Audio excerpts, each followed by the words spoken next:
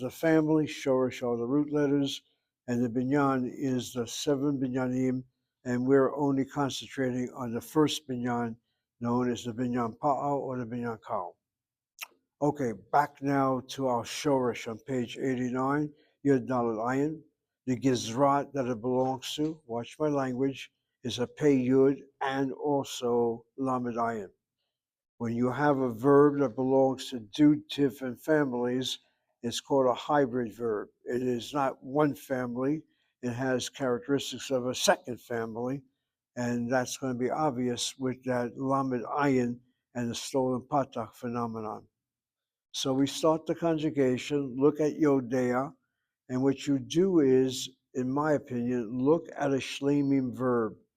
Look at a shlemim verb, like the verb shomer, like the verb pogesh on page 88, or kotev on page 88. Notice the vocalization kotev, and notice that Yodei follows it, but then there's an additional patach underneath the ayim. That's because Yodea is a lamed ayin in addition to being a peyud. The peyud is not affecting yet the conjugation, but it certainly has a lamed ayin, and that explains why there's a stolen patach. Again, if a word, noun or verb ends with an ayin letter or chet letter, not an aleph or hey, and the vowel before is frontal, meaning it's not an ah sounding vowel, then you have a stolen patach. It's not a real vowel, it's a glide between the frontal sound, in this case of the A, to the last letter. Yodea, Yodea. When they say the ayin back in the day, it was like Yodea, Yodea. And so we write out Yodea, but the ah is sounded before the ayin. The ayin has no sound anymore for anybody, it seems. So they say Yodea today. Anyway, notice also the accent. The accent is over the tsere. You've been told always accent the last syllable unless you have an irregular syllable before. So how come the tsere gets accented? Well, the answer was already given to you. The patach is really not a vowel. It's simply a glide. It's a phony character. It's like the last letter hey. It's not really a consonant. And secondly, you can argue the medial vowel tsere 9 out of 10 times when it occurs in a word draws the accent. Not all the time, but a good many times. The medial cholam always draws the accent. And then the meaning of this word, she tells you it means to know. It's not just simply to know. We add the additional phrase to know intimately. And that's why we use Yodea when it comes to facts. Do you know Hebrew? I tell you, Ivrit. Not do you recognize Hebrew, not that you have a curse of knowledge. Do you really know it? I tell you, Dea. And that's why when you say a Neodea Isha, you better be very careful with your language. You better be very, very careful. Unless the Isha happens to be your wife. Otherwise, you get slapped in the face, and quite frankly, Yirmiyahu, you can be sued. I'm not aware of any court case in Israel where somebody's been brought to a court, sued because he keeps on saying, I know your wife. That implies intimacy. Watch your language. I don't know why I'm getting so religious this hour. Watch your language. I go to a doctor. He's located at a Wonder Street. I park in a parking lot, which has a Persian kosher meat market. So I have an opportunity to get my foods there as well. I went there this past Monday, was it? Yeah. And for the first time, I've never seen this before. In English, do not speak. And in Hebrew, Lashon Hara.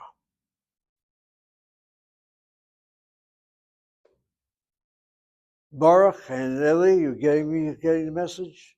Only the Farsi will do this. Don't speak gossip. Well, how many stores run by Sfaradim have a big sign, Asur Dabir Lashon Hara?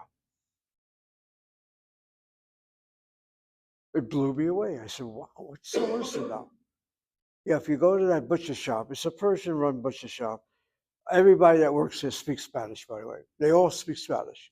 I've never seen so many workers. They all are Espanol speakers. It's run by Farsi. Has a big sign in English, do not speak, and in the Hebrew, Lashon Hara. Lashon Hara is gossip. Lashon Hara is one of the crimes every Jew, I don't care how religious or irreligious he is guilty of. And Baruch, you better understand why. You're going to be a mashliach for me one day. You go to a Persian butcher shop. You happen to be Mizrahi, comes from Morocco. First thing you say is, the place is filthy. Asul Labir. Don't speak this way about the butcher shop in the butcher shop. I would not be surprised if that's not a reason why.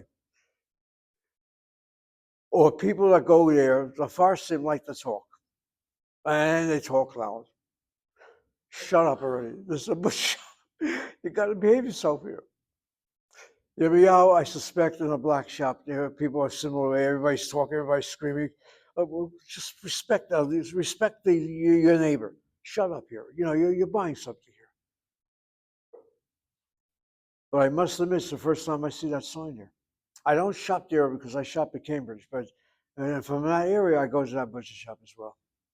Anyway, it's nice to see. Lashon Hara. Get down that phrase. Lashon, remember we told you Lashon is the Hebrew word for language, and it's used with sacredness.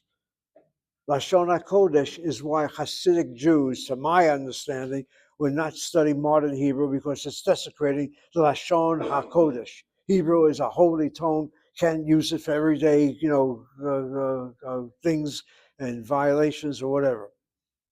But the word for gossip in Hebrew uses not the word safa, but uses the word lashon. Don't use your tongue for evil things. The word ra means evil, lashon hara. And in English, I guess we translate lashon hara as gossip. How about the evil eye? The evil eye? Ayin hara. Oh, ayin hara? Yeah, well, lashon is a tongue, and ayin is an eye. So if you want to say evil eye, I guess you want to say ayin. Ayin, with an ayin with a patach, and the accents on the open vowel, patach, ayin hara, evil eye. Lashon hara. There was a saintly rabbi of the Ashkenazi world by the name of Chafetz Chaim. The Chafetz Chaim, we say in Ashkenazi Hebrew. And one of the one things he lived by, taught by, was the evil eye, or the Lashon Hara as well. I know of no person who's capable of going 100% without having something associated with Lashon Hara. We'll put it this way. That person would not think it's Lashon Hara, but the listener would say, excuse me, Rabbi, that really is gossip. You shouldn't talk this way. People have their judgments. All right, what got me started with that, I'm not quite sure. But anyway, the word yodea. So that word yodea you use with facts, you use with inanimate objects. When it comes to knowing, when it comes to a living thing, then the word yodea might have a problem because it implies intimacy, you might say. Anyway, the masculine singular is yodea. Notice now it's yodaat. Okay, go back now over to the word pogesh. Let pogesh be your example of a shlemim verb. The feminine singular is pogeshet. Why is this not yodeet? Well, what you have here is laryngeal letter. That laryngeal letter, that lamed ayin, causes the sego before and the sego after to be converted into a patach. That's why it's yodaat and not yodeet. And so a lamed ayin will affect your conjugation with a stolen patach in the masculine singular and two sigolim in the feminine singular. The yodaim and yodaot has no problem when you compare it to pokashim and pokashot. It's just that I need to emphasize because I seem to be the only person who speaks Hebrew. Whatever Hebrew I speak, I do speak Hebrew. I do have people that speak to me only in Hebrew. I am the only one who speaks with fellow members of the National Association of Professors of Hebrew, of which at one time I was the president and Nasi. And now I am the editor, have been for almost 25 years now, of their newsletter called E-Garrett. But I would say Yodeim. That's how I speak. I recognize when my pen not writing anymore, a long vowel and a shva under a letter that follows a long vowel is a shvana. Most Israelis are as baffling as can be when they say Yodim. They say Yodim. They say Yodim. You people learning Hebrew for proper, pronunciation also say Yodim. And what comes across when you say Yodim looks like this. That's what it sounds like. Yodim. You completely erase the ayin, the dollar takes over the long here. Yodim. That's incorrect completely. It's Yodim. Sound the shvana under the ayin apor. And from the shorosh yud dalet ayin, you get derived words. Again, a point I've always emphasized in class. Any word that has the same root of another word, there'll be a connection. From Yud Dalet Ayin, we get the word De'ah. Admittedly, the Yud drops out, but De'ah means knowledge. De'ah means knowledge. There's da'at too, isn't it? How's that? A derivative of that is da'at. Da'at. Well, the word is De'ah, you're right. De'ah is knowledge, and Da'at is the construct, knowledge of. Good point that you're making, Mark. I wasn't thinking of that. The word De'ah, notice how how I'm saying it. I'm saying De'ah. I'm not giving you Ashkenazi pronunciation. I'm giving you Sephardic rules of Hebrew grammar. That Seirei is there, it attracts the emphasis. De'ah, not De'ah. De'ah. Also, don't forget to place a Dagesh Kal in your Bega Kefa letter if it gives the word. That's the absolute word, knowledge. Hadaya would be the definite article. And then knowledge of is da'at.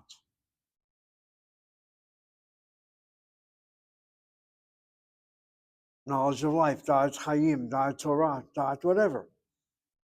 It's the same word, only it's in the smichut form.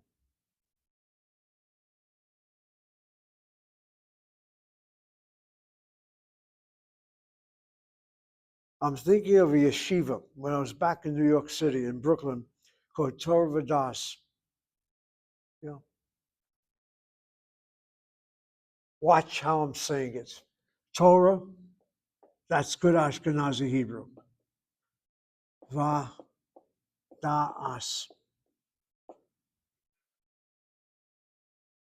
Torah Vadas. That word das is meant to be the equivalent of dayat. Oh no, of da'at right here. Sorry. Yeah, that's your construct word.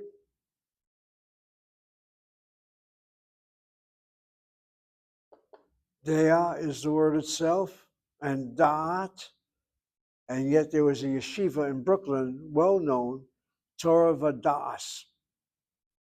When I see it this way, I'm saying to myself, why is there the construct?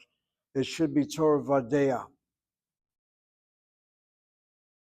The explanation, possibly, the Ashkenazim have a different way of seeing that word Deah. Let me take my little dictionary for a second. I know that's yeshiva because one of my best friends, before he became super religious, wound up there. I didn't have somebody that would always play ball with me and basically was my protector. He was a big, well, he wasn't a big guy, but he was a good fighter. And we needed somebody with me at least to take care of me. All right, let me just see something. I'm very curious if the dictionary has any of this. And what you're witnessing is a professor who does not prepare, comes to class, acknowledges, but he says, I want to double check something. has the word da'at, translates as knowledge. All right.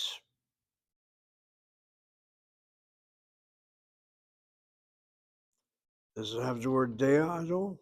Let me just see. Does not. Yes, it does. Yes, it does. Okay, the dictionary has the word dea for the word knowledge, has the word da'at for the word knowledge. It does not have the construct, etc. All right, ladies and gentlemen, let me correct something that I said to you, and I'm going to still stay with what I'm saying. I use the word dea for the word knowledge. There is another word for knowledge, which is da'at. Da'at alternates with dea. Dea is masculine and da'at is feminine. Let me double check that for a second because there's also another problem right now. If the word dea, no, he has the word, okay, I see what's going on here. Let me double check this again. Let me make sure I got that spelling down.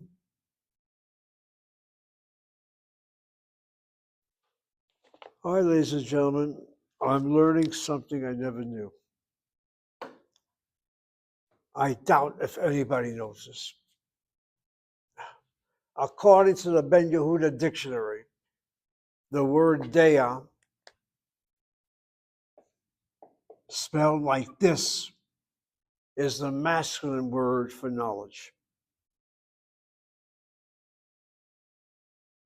Dea, spelled like this, is the feminine noun for knowledge.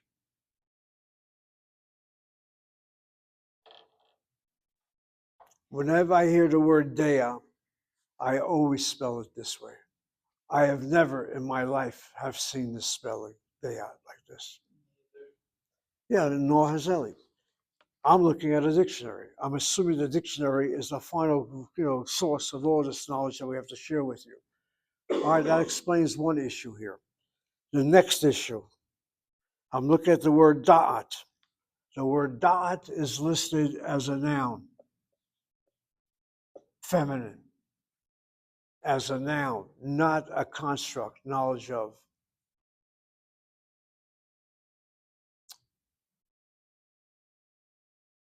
So where's my confusion?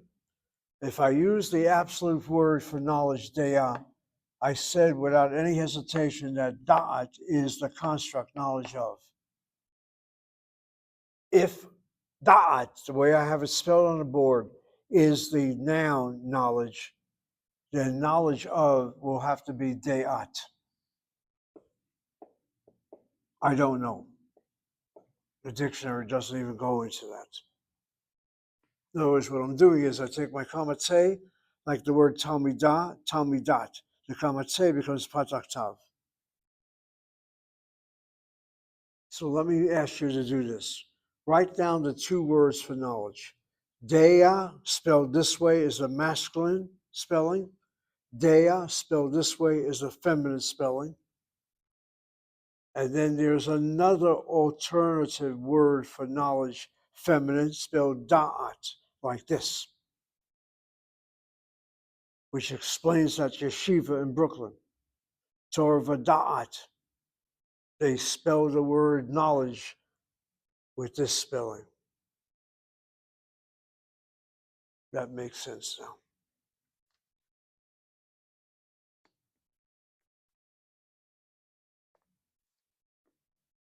And now let me add a Garber line. See how difficult that word is in Hebrew? Alternative forms, confusion as a result. In Jeremiah, isn't it interesting? The whole problem deals with a word that translates as knowledge. Knowledge as knowledge is knowledge. For the beginning is confusion. Write that down as your lesson of the hour. You think you have knowledge? You think you know something? Right from the start, knowledge is confusing.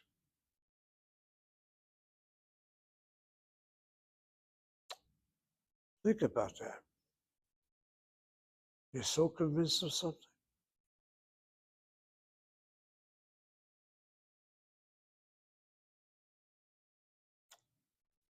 That's how you derive interpretations. I've learned something this hour. I still question this Dea business. I've never seen this before.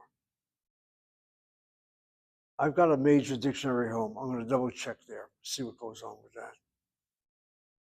Anyway, all that deals with that word knowledge, yud dalet ayin. And then finally we have the last box there, which is the infinitive verb, to know, la dot. Okay, here is where you're going to have a problem. The problem of the infinitive, using the shlemim as your working example, you have the shvat and the peapol. You have a cholam between the second and third root letters. You add your lamed, which normally has the pointing of a shvana. There's a shva cluster that's created. You break the cluster by pointing the lamed with a chirik. Let's do it properly. The shvana becomes a chirik. So the normal pointing of the lamed with a shvana becomes a chirik to break the cluster. Example, lishmor. In the case of ladat, what you have is a different phenomenon. The yud drops out completely in the infinitive. Remember we saw the other day that pay yud verbs like yud shin bet. Now yud dalet ayin. The yud will not always be there. Not in the future, which we don't know, and in this case, not in the infinitive. So in the verb to sit, it's lashevet. And let that be your example of a pay yud verb until you're told otherwise. So we now have yud dalet ayin. We use this as the example, la. The yud is missing, and we should add la de'et. But like you see with the word yod de'et becomes yod da'at, the ayin letter affects the sego before and after and converts it into pataks, yod da'at. And so the infinitive is not lo de'et, but la da'at.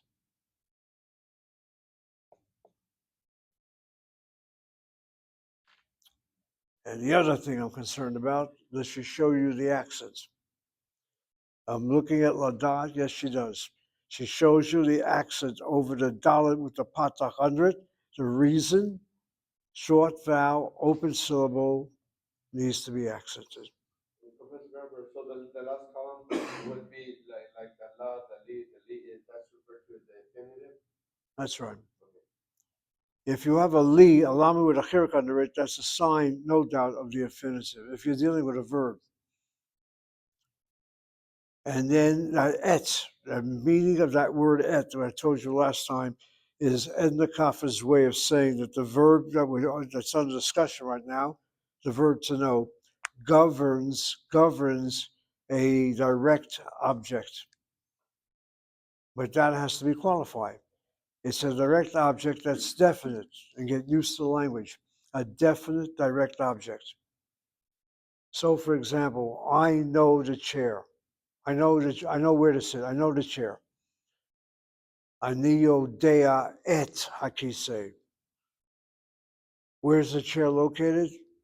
Do you know where the chair is? I know a chair, not the chair. So anio dea kise. If I don't use the et word, then the hey letter would not be found with the word that follows, the object. That's what's meant by indefinite object without the THE in front of it. And if there is a THE, that's a definite article and it's a definite object. She's using the word to know followed by something specific. hence that et word. Et word does not get translated into English.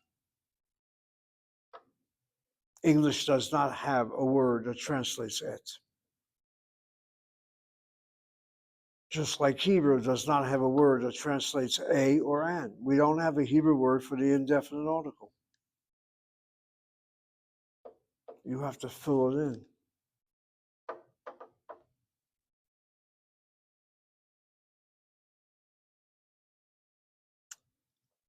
When you refer to a person, when I say I know Jeremiah, I don't say I know the Jeremiah. Jeremiah himself, the very name, is a definite subject. I know a Moroccan man, I know Baruch. I know a Moroccan, that's indefinite, it could be any Moroccan. I know Baruch, I have a specific Moroccan Jew involved on mine, so I can say the word et. Ani odea et Baruch. Now the question comes up. How are you speaking? You know Baruch? Yeah, Ani odea Baruch. Ani odea et Baruch. What's this, an intimate relationship? Here is where the mind works. I know Baruch, stupid, as a student, as a nice person, as an educated man. I know facts about him. I don't know him otherwise. And Jeremiah, sitting as the judge, would say, you're right. You have intimate knowledge of him. It doesn't necessarily mean intercourse. And the opposition would say, well, of course it means that. That's where the words have to be careful. Ata מכיר אותו? כן, אני מכיר אותו. Oto is direct object. I know him. Actually, the word is makir. That's less than yodea.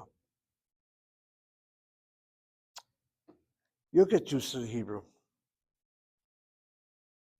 Okay, the next word, shin mem ayin.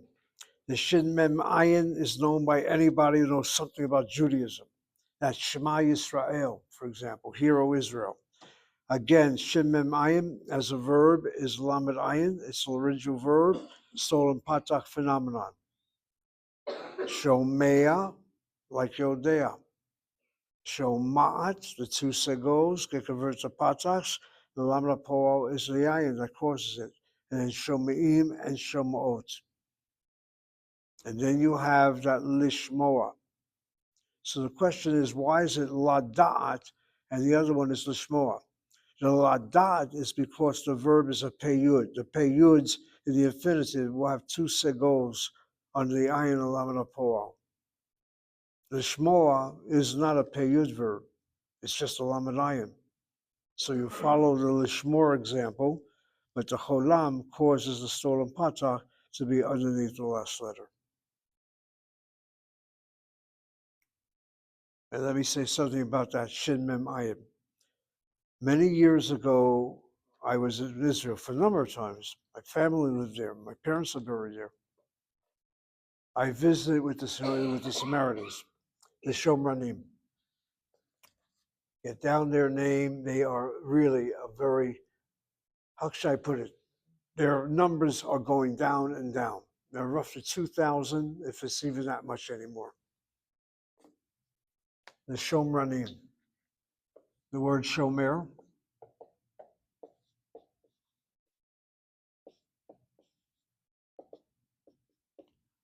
It should be pronounced as Shomiranim, not Shomranim. See how easily I fall into the problem? I speak like an Israeli. Shomranim is how they say it. It should be Sho, long vowel, and then the Shva underneath the second root letter there is a Shvana.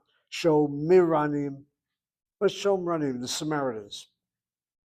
The root of that word is to watch. The Shomranim are a legitimate remnant of the 10 tribes of Israel. Others legitimately have that claim. B'nai Menashe from India, the Ethiopian Jews.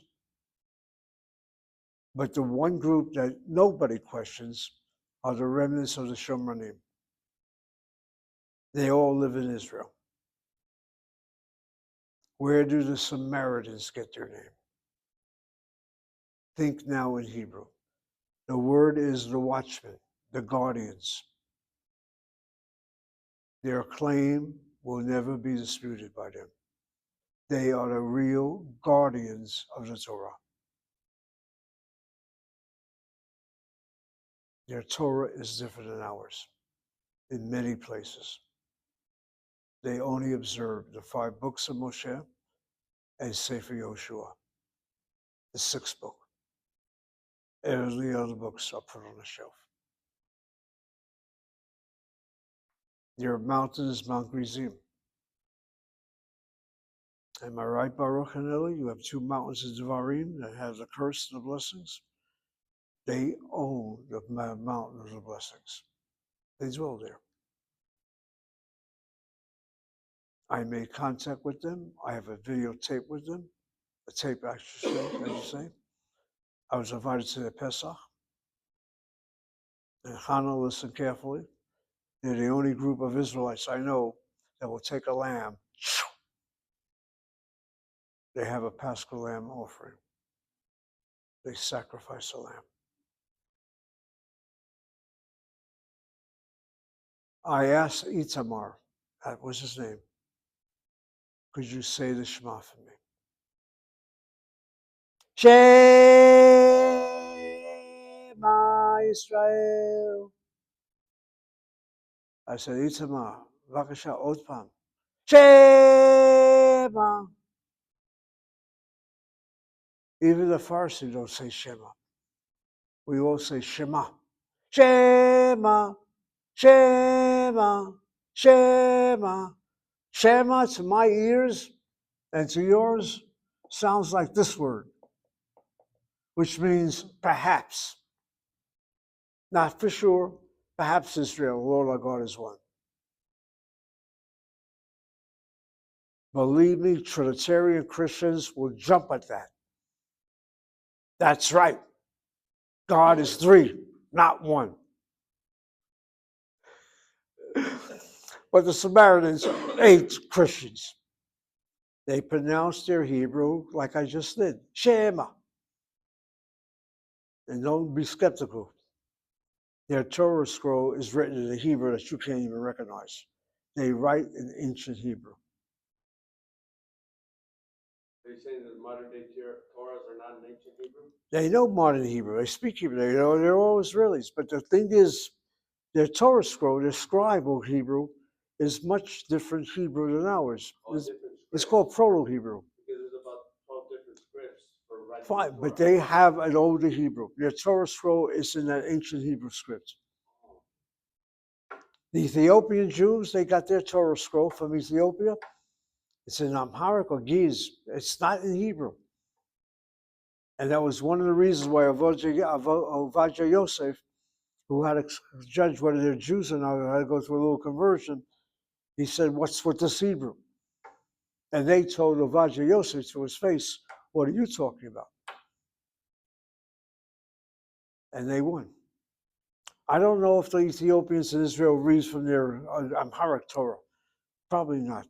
Is it the same text but different calligraphy? Is that what you're saying? No, Amharic is Ethiopian language. Oh, so it'd be like if it was written in Greek letters, but rather. Yeah. It's like having a Jew coming from Russia and the source scroll is in Russian. And would you imagine a Farsi Jew having a source scroll in Persian, the Farsi? Of course not. But the Ethiopians are a little different. And unlike the Farsi, the Ethiopian Jews were not questioned. Ovadia Yosef raised a question about them, he was shut down by them. They were not told to convert. And there seemed to be remnants of the tribe of Levi. Who, the Ethiopian? From Ethiopia, yeah. Those born in Israel are not an issue. It's those that came from Ethiopia. So we have 3 tribes that we know. the David, the Levi, and the Benjamin are the three types that most people ascribe their genealogy to. They're not part of the three known tribes. It could well be. But you have to understand something about Jews. There's now a new Haggadah. I got to see it because I'm attracted by the title. It's called Haggadah Shel Eruv Rav. Eruv Rav. Eruv Rav. Wow. The mixed multitude. These are the mixed multitudes that left Egypt with the Israelites back then, etc., etc. When you talk about the exodus from Egypt, you're not talking about, quote, legitimate Jews like Baruch, Eli, Hannah, Ze'ev. You're talking about a gang of people, a group of people that are mixed background. And according to your Sefer Torah, if you look at it carefully, as long as the Erev male is circumcised, he has to do the Pesach. He's obligated. What's this all about? And now my white Jews learn something. Your whiteness comes in because of a thing called race that's developed somewhere in the West somewhere. Your original Jews were the color of Yirmiyahu. A little lighter skin, maybe. Look at your Teimanim. Look at King David. King David was fine. Wait a minute. You don't even have to go that far. You got the queen of Ethiopia there, the queen of Sheba. You got Solomon. You got all this. All of a sudden, this Erev is now insisting they're part of the original Israelites type of thing. And the minute you see this, you can now see why I hear the Atikva now in Spanish. And why black Africans all over the place are saying, we happen to be part of this original gang here. And if you go to Africa's Jewish community, you can't walk in there just like you look now. You got to look very Jewish. You got to wear a kippah on your head. They pray in Hebrew. They wear tzitziot. They keep kasher. I mean, they're on my Facebook. I heard them. They seem very good. Yeah, it's beautiful to see this. And their Hebrew is melodious. They speak a bzoo. They pick up the Hebrew so quickly you don't. And there are cities in Africa which have the term, this is Jerusalem or Jerusalem City. They use Hebrew to enter their city. You can't enter it unless you know that Hebrew. And they take themselves very seriously. Anyway, there's a new Haggadah called the Erev one. It's in honor of a Reformed rabbi in Central Synagogue in New York, which is a large Reformed temple. And why in her honor? She's a Korean. She's a Korean convert to Judaism. I've heard her speak many times. She speaks very articulately. People, this is going on. And if you're curious about the blackness as far as Orthodoxy goes, Chabad rabbis, I've seen a number of them, are strictly of black background. One of them was actually a prisoner, a criminal at one point. He's now a convert, he's now a rabbi, he's a Chabad rabbi. Look at where Abraham Avinu was from Ur Kadeshim, which is modern day Iraq. If you want to go, that's right. So if you would look at it, it would be like that. Baruch, I'm not arguing with that. You got the father of Abraham Avinu was idolatrous all over the place. Yeah, that was his job.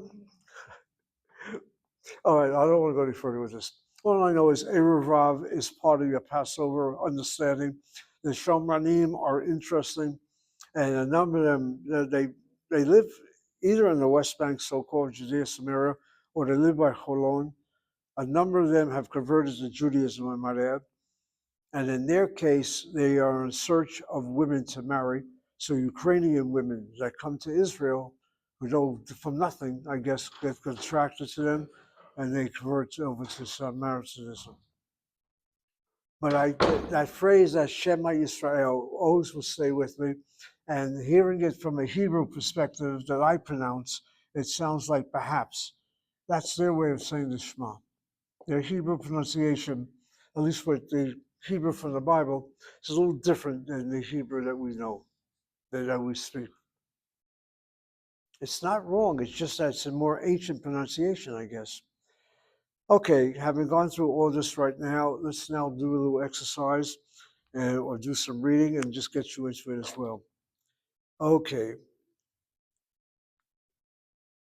All right, first of all, she has a little note there. Note that changes that occur in the vowels of a singular masculine feminine noun when the last radical. Radical by her is a vowel letter, is a consonant letter, is the letter I. Well, you know it more than that. Laryngeal letters, etc., etc. Okay, then you got the examples that are cited. Ani יודע לכתוב עברית.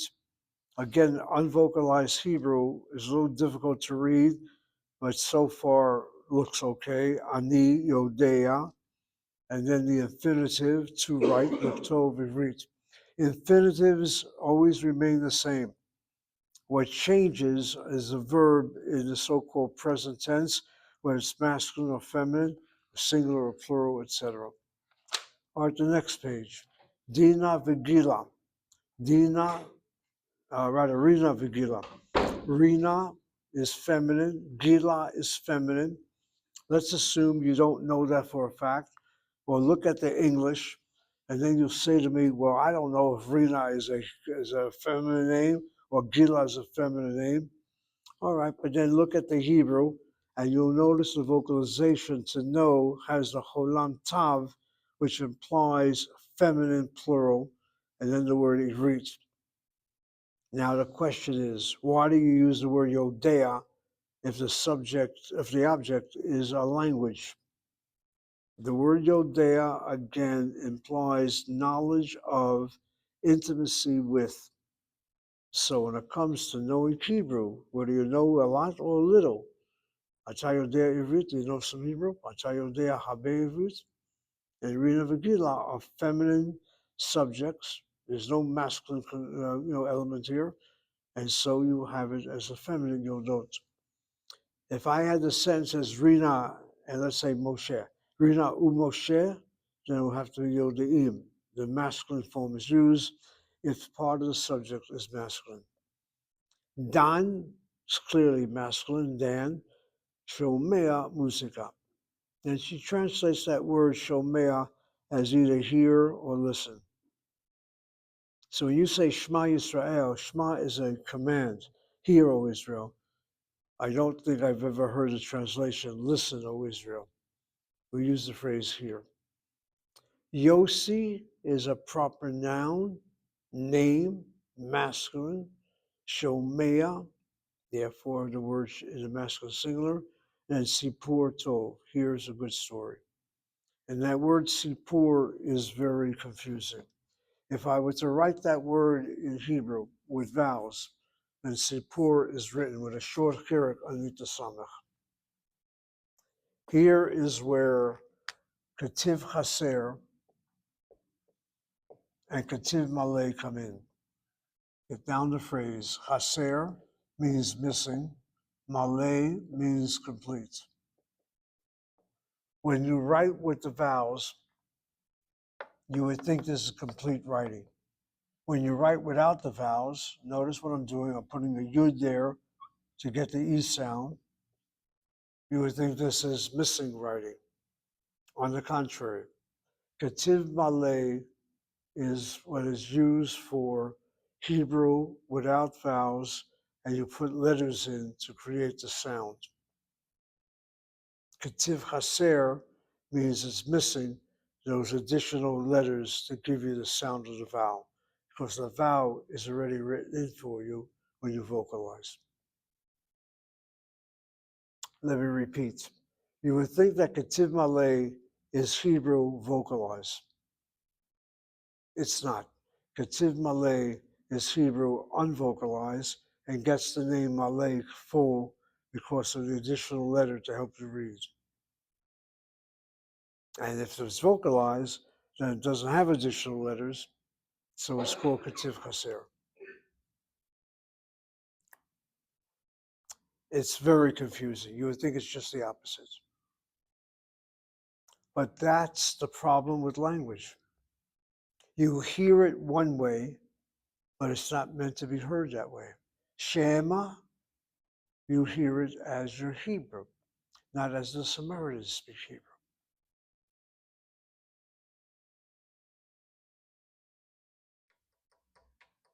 And the same thing goes with my Jews and Christians if they ever have dialogue together.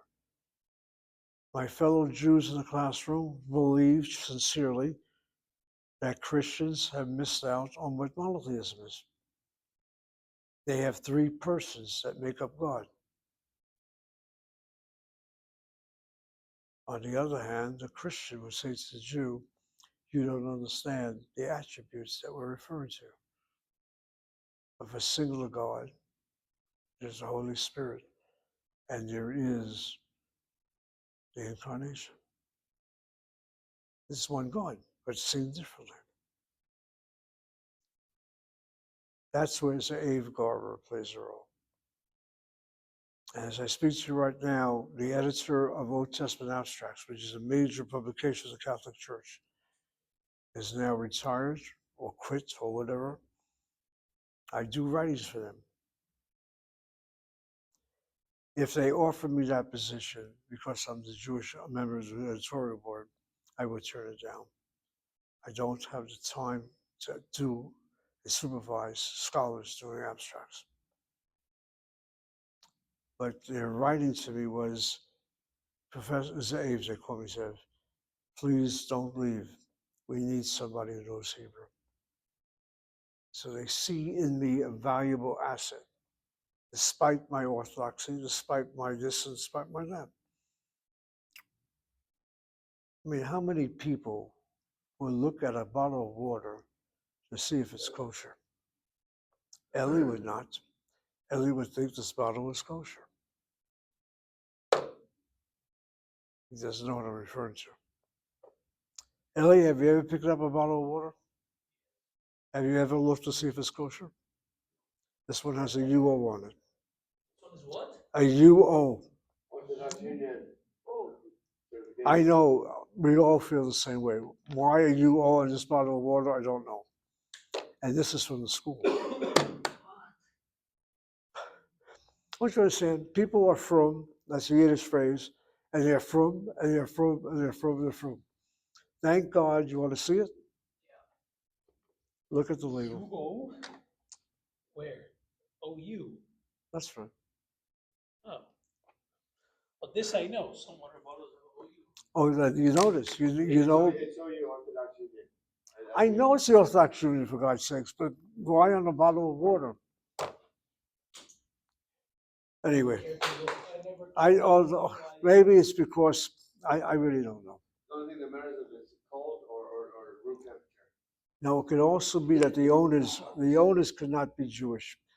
Manischewitz itself, its wine, I think it's Manischewitz, was owned by Christian Brothers, which is a Catholic group. They actually owned Manischewitz wines, kosher wines. And once they owned it already, kinds of problems. What the hell is the Catholic Church owning a kosher winery? This happened in the 1950s or 60s.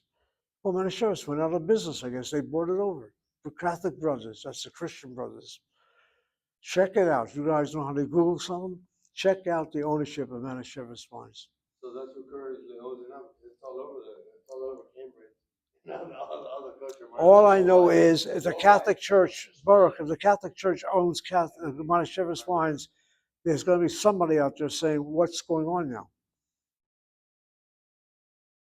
Or let me shock you the other way. The Vatican does have a kosher kitchen. What? When John Paul II was there, he had kosher food brought in. Hasidic group came to visit, by the way, in the Vatican. Your Haredim visited in the Vatican. John Paul II had a best friend. When he passed away, his will had a paragraph saying so much money should go to his friend, which went to Jewish charity. Who was his best friend? He came on Friday.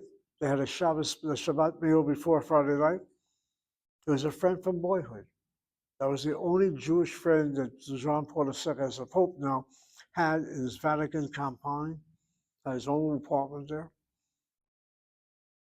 I am not exaggerating, it's a fact. But There's a lot of Jews in the Catholic Church, by the We way. have a lot of Jews in Italy, and even the Catholic Church Yes. keeps a group of Jews. People, I know this well. If you're curious, check up the name of Edith Stein. Edith Stein, she's now a Saint Teresa. She was acknowledged as a saint on the last day of Sukkot, purposely done on a holiday in 1991. Your professor, Abe Garber, has an official article about him that's part of the official record on Edith Stein, where I oppose her definition of being a Jew. They accepted my article. The article was written. It's well established and it's in their archives. What was my problem? I respected her for whatever she decided. She also was a martyr in the Auschwitz. She died as among the 6 million, but she was also Roman Catholic. And in my opinion, still holds with, you cannot be a Roman Catholic and an Orthodox or traditional Jew at one and the same time. Wait a minute, for the church, it's possible. For my sense of what a Jew is, it's not. On the other hand, once a Jew, always a Jew is a position that will be taken by a lot of Jews. And the key word, if you're interested, that I wrote about are words that are said to have been authentic, which she said to her sister Rosa, who also converted to Catholicism, became also a nun. The church put her into the Netherlands somewhere, so she wouldn't be captured by the Nazis. The Nazis came into Denmark, or wherever she was. And the words attributed to her were, Rosa, it is good to die for our people. Powerful words, but words that speak to me are not Jewish. It's good to die with our people rather than to die for our people. Jesus dies for the people. This is a Christian terminology. And Edith Stein stood up for the Jews. I'm not saying she did not. She was an atheist at first. She was an educated scholar, had a PhD, and she got religious.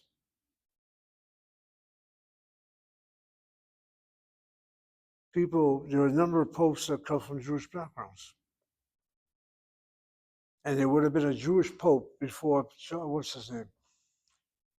The one before the current pope. His name's now. Anyway, he was the cardinal from France who came from a Jewish background and would have been up there as the next pope. But he died, in whatever age he died. At his burial in Notre Dame, the main cathedral they have there in France, are you listening to me, my Sephardim?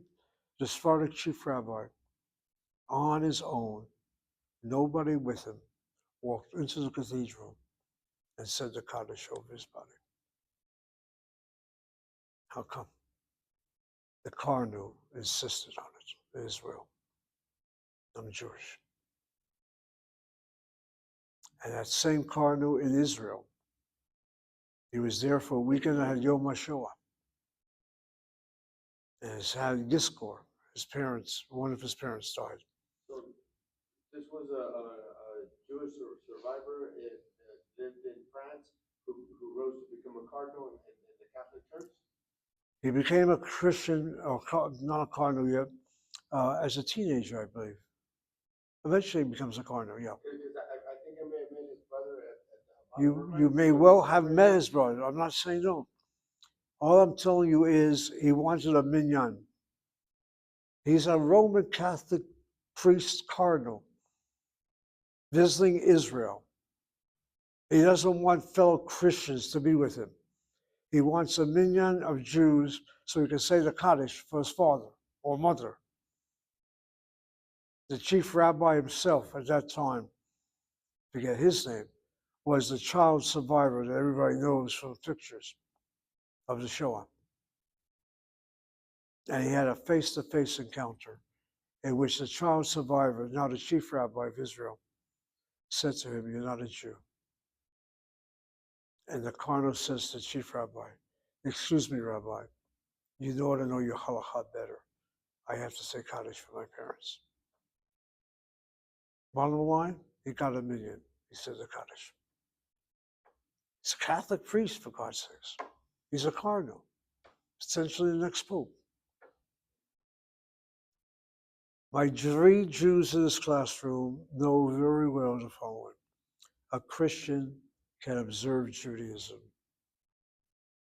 Be very careful. Well, I can't observe Christianity. You're a Jew. Stay with your Judaism. Your Taryag is for you, not for us.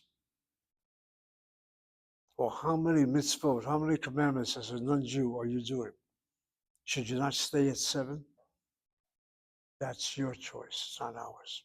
We want to do 10, we want to do 20, we want to do 30, we want to do 100.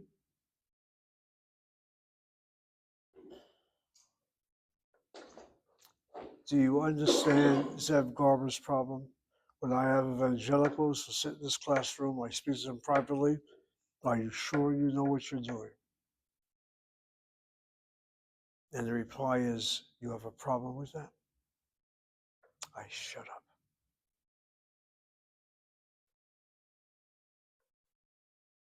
The future of our people are going to be these people. They're converted to Judaism. There's a synagogue on Vermont. I forget what it is. I can give you a number of places. Okay, Knesset Israel. That's right. It was only down to barely a million, and it's probably the biggest Hispanic convert temple in Southern California. Choose that. That's right. I was there like about maybe 30 years ago, but before that happened, that I talked to people Yeah. that had been there. They told Yeah, me you're right about that. Lewis, that always used to attend, he's now at Cal State Northern. He goes there, or he's been there a few times. And Lewis is interesting. When his community does not keep Shabbat, they always do.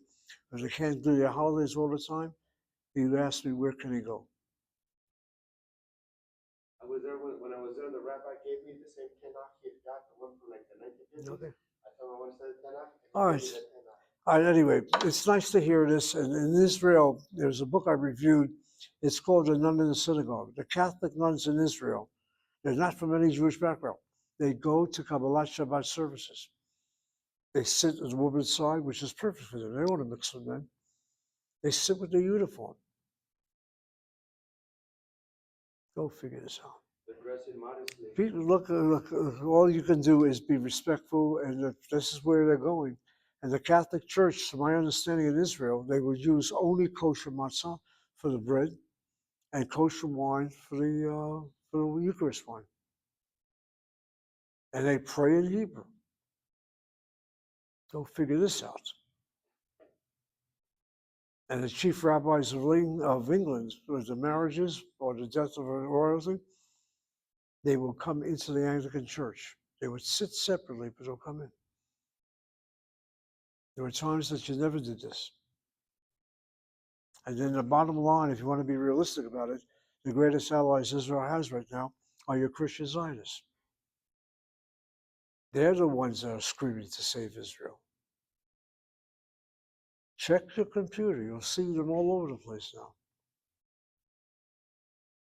All right, people. And they don't do it with the condition, since we're helping you, you can't help us now convert. They don't use that argument, nor should they. Some of them don't want conversion. They just wanted to. No, it may well be part of Christian theology as well, that Jews have their land again, etc. But the point is, they are very strong Zionists in that area. They call themselves that, Christian Zionists. So then you have some Christian groups that are anti-Israel. Well, naturally, as you have Jews that are anti-Israel as well.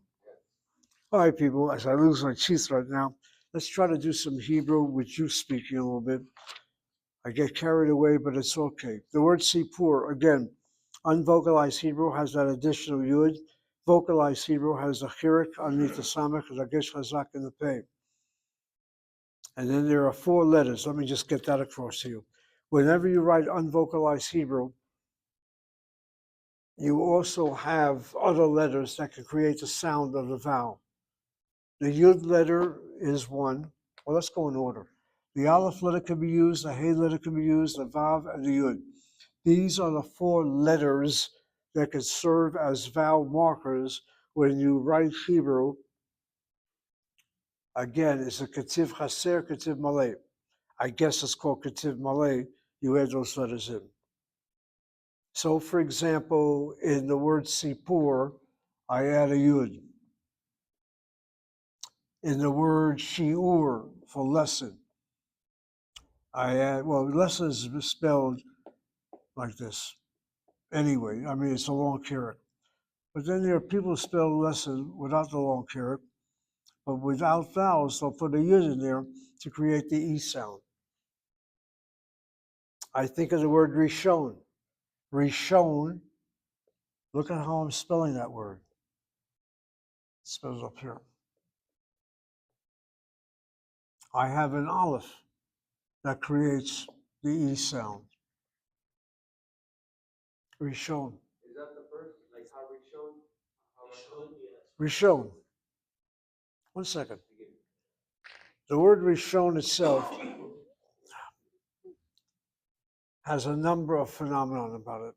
The word Rosh. Here, the Aleph is the sound of an O. Reshit, as in Bereshit. Here, the Aleph is the sound of an A. You have a Resh, an Aleph, and a Shin. A Resh, an Aleph, and a Shin. Only here, the Aleph is an O sound, and Reshit, the Aleph is an A sound. In the word Rishon, which means first, the Aleph, the Resh, the Shin, only here the Aleph is a sound of an E. So the Aleph can play the sound of an E, an A, an O, and the Aleph can always be a sound of an A. Hamatz Aleph. But not with the word Resh Aleph Shin. It's my way of saying that the Aleph, the He, the Vav, and the Yud are not just consonants, they are also vowel markers. The Vav, for example, is the sound of the O and the sound of the U. The He letter could be the sound of an A, as in Susa, a female horse. It could be the sound of an E, as in the word Se, which is a lamb, spelled with a sin. Can be the sound of an O, as in the word Po, here. Could be the sound of an E, as in Hine, though Hine is written this way. So here they have the sound of the Sere. Or the He here is the sound of an A, the sound of an O, sound of an E, sound of an A. And then the word Yiyeh, sound of an E.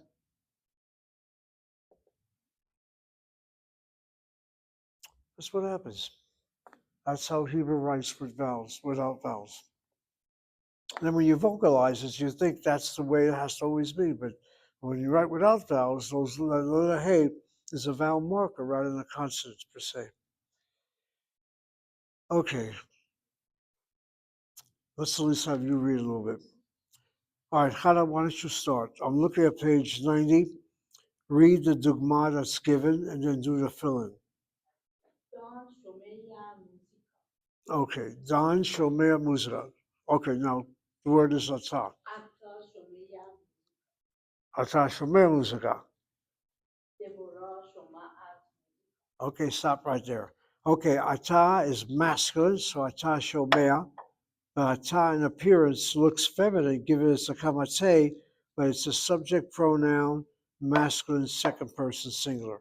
At is the feminine. And Devora is feminine. Devora shomat muzika. Bavakasha Adoni Baruch. Tamshich. Oh, okay, okay, so I would go to,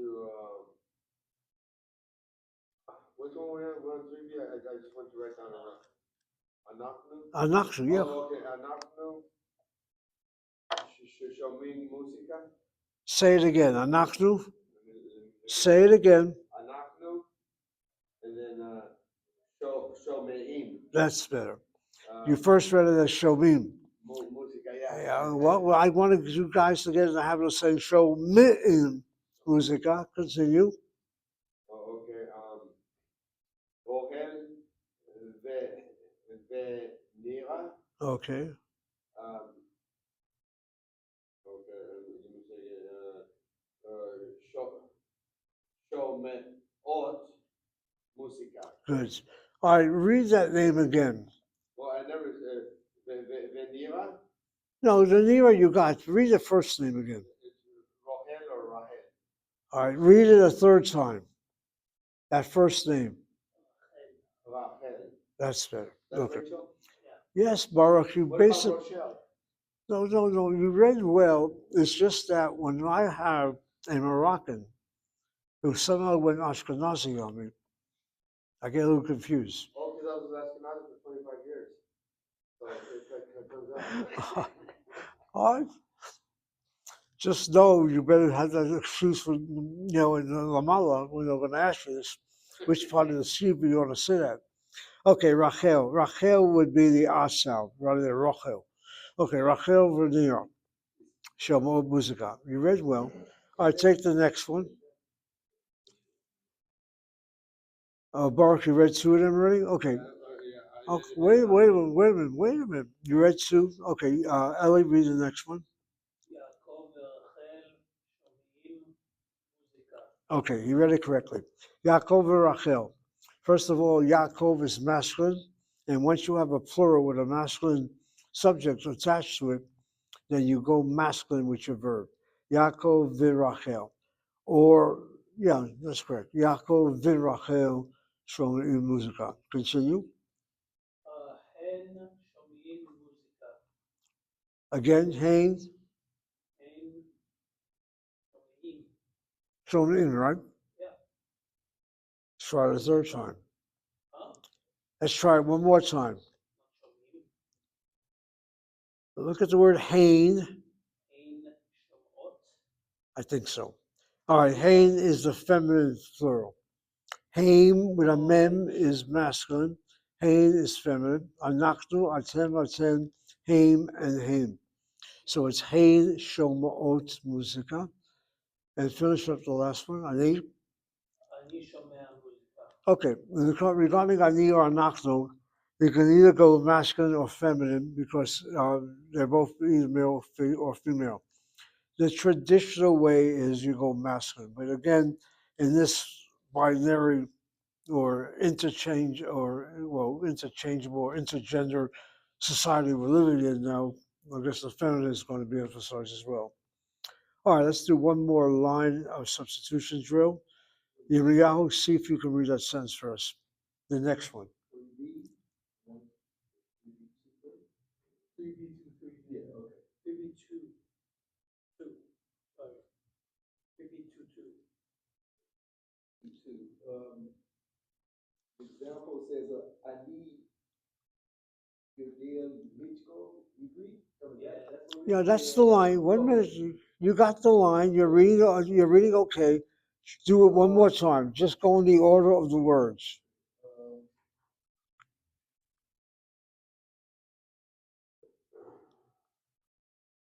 Let's say,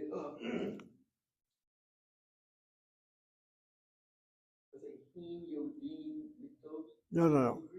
Yirmiyahu, read that same line again. Oh, say, Ani Yodea. Good. Ani Yodea. That's right. Likto. That's right. Ivri. Okay. Don't have to look up and say, am I right, Torah? Amora? You're reading it well. Ani yodea lechtov ivrit. I know how to write Hebrew. All right, now do the fill-ins. The first name is Ron, R-O-N. So instead of road, instead of ani, Okay. put in road. So, Ron Yodea Likto Ivri. Very good. And the reason why you went with Yodea is, well, if you recognize Ron, is a name, first of all. It's masculine, so it will be the masculine singular. The next name will be hard to read. You want to try it? Mar- Mark. You got it, Yeah, guys. so that's Very, what no, he wait a was minute. saying. All right, you did well with that one. Kol hakavod. Name is Margalit. Margalit, whatever. Okay, it's a feminine name. She tells you the word is feminine by putting that nun in the brackets. That's her way of saying if you have difficulty recognizing the gender. On the other hand, if there's no marker where the word is masculine or feminine, just think of basic Hebrew. Words ending with yud tav, chiruk tav, you assume are feminine words. Okay, Margalit. Now use the feminine verb. Marguerite, Yodo, Yodat. Yodat, Lichto, Ivri. Good. Okay, Margaret is feminine singular. Yodat looks over here. Hana Tamshiki.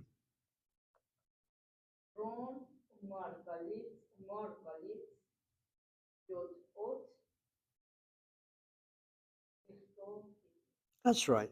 Roan u Margaret. The Vav letters we told you many times already, including the last lesson, is pointed as a shirk before bilabial letters. If you see the Vav, which means and, before a word beginning with a mem, a bet, a pay, or a Vav, we point the Vav as a shirk. Ron Margalit Yoda Ot Liktov, Yoda Im rather, since Ron is masculine, Liktov Ivrit. Tamshiki Chana? אתן יודעות לכתוב. Very good. Aten is feminine, the plural, so it's Yodot. Baruch, pick up with the next one. All right, so atam is plural male.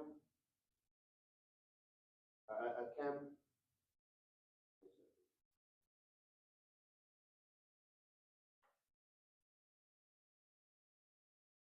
Go to my pronouns real fast. Well, you identified it correctly. You should be able to do it. Oh, okay. So, atem, yodim,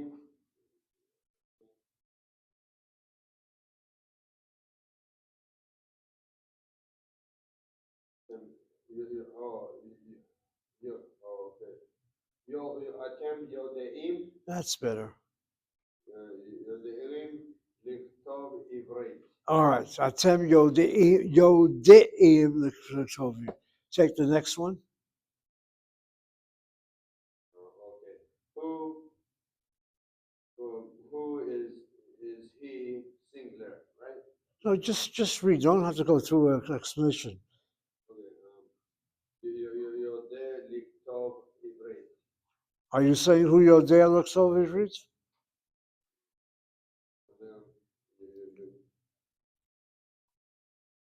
Then it would be who you're there, All right. taught Hebrew. All right, you got it down. I guess you need to have more assurance. So have a chart in front of you, or just work at home a little bit. You'll get it down. You got it down. And finally, self. Ellie, finish it up. דינה יודעת לכתוב. Okay, Dina is feminine. Dinah, I guess, is your English translation. Knows how to write Hebrew. All right, take your break now. 1 second. Ellie, you have a question? Yeah. I feel like in some of this, you should put, so it says, אני יודע לכתוב עברית. For some of the words, I feel like you should say, Ellie, I can hardly hear you. for some of them, I feel like instead of it being אני יודע לכתוב עברית, it should be, אני יודע איך לכתוב עברית. It should be Ani what? It should add איך, Et? איך, Eh? איך, I don't know. איך לכתוב. It should add איך, the word איך. אני יודע לכתוב את עברית. No, אני יודע איך לכתוב. איך לכתוב. I know how to write Hebrew. Yes, I feel like that would make more sense. Hebrew term, the Hebrew. All right, let me make sure you understand this question. The way it is written, Ani Odeh L'Ktov Ivrit, I know to write Hebrew. Ellie is making the following objection and correction, or addition, let's put it that way. It should be, I know how to write. ואני יודע איך לכתוב עברית. All right, good point made. I can't speak for Edna Kaufman, but she has an יודע לכתוב עברית. I know to write Hebrew. The word איך, the word for how. Let's get down a word that some of you may not know. איך. Thank you, Ellie, for that suggestion. Okay, take a 20-minute break, and we'll come back. We're going to do a little more Hebrew.